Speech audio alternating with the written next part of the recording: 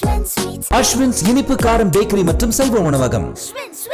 காஞ்சிபுரம் மாவட்டம் குன்றத்தூர் ஒன்றிய அதிமுகவில் எம்ஜிஆர் அணி இணை செயலாளராக பதவியில் இருந்தவர் படப்பையை சேர்ந்த பொன்னம்பலம்.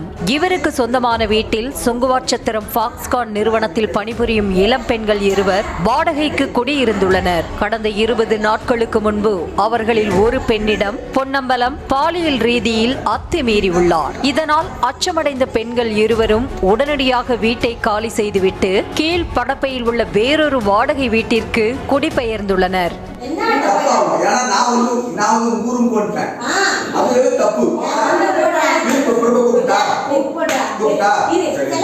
அப்போதும் விடாத பொன்னம்பலம் செல்போன் நம்பரை வைத்து அந்த இளம் பெண்ணை தொந்தரவு செய்து கொண்டே இருந்ததாக கூறப்படுகிறது. பொன்னம்பலம் தொடர்ந்து தொந்தரவு செய்ததால் இருவரும் தங்களது தோழிகளிடம் நடந்தவற்றை கூறியுள்ளனர். பொன்னம்பலத்திற்கு சரியான பாடம் புகட்ட முடிவு செய்த தோழிகள் அவரை வீட்டிற்கு வரவழைத்து துடைப்பத்தால் முறைவாசல் செய்ய முடிவு செய்துள்ளனர்.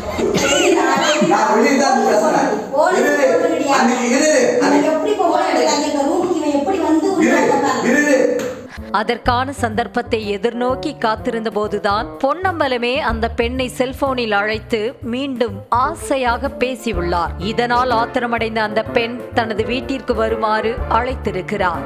இதனை கேட்ட பொன்னம்பலம் பெருச்சாளிக்கு பெரிய கருவாடு கிடைத்தது போல ஆசையாய் சென்றிருக்கிறார். ஆனால் அங்கு அந்த பெருச்சாளிக்கு நடக்கப் போகும் விபரீதம் பொன்னம்பலத்திற்கு தெரியவில்லை.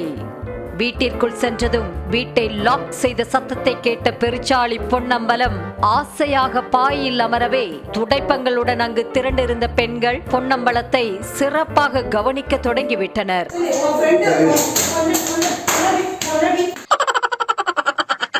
பெண்கள் அளித்த தகவலின் அடிப்படையில் விரைந்து வந்த மணிமங்கலம் போலீசார் பொன்னம்பலத்தை கைது செய்து பெண் வன்கொடுமை சட்டம், பெண்களிடம் ஆபாசமாக பேசுதல், பெண்களை தாக்கியது உட்பட 3 பிரிவுகளின் கீழ் வழக்கு பதிவு செய்து சிறையில் அடைத்தனர்.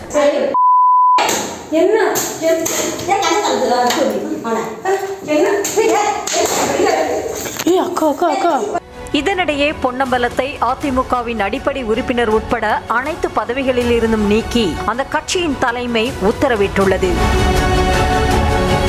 பாலியல் தொல்லை கொடுத்தவனுக்கு பயந்து விலகி செல்லாமல் போலீசில் பிடித்துக் கொடுத்த இந்த இளம் பெண்களின் துணிச்சல் பாராட்டுக்குரியதே.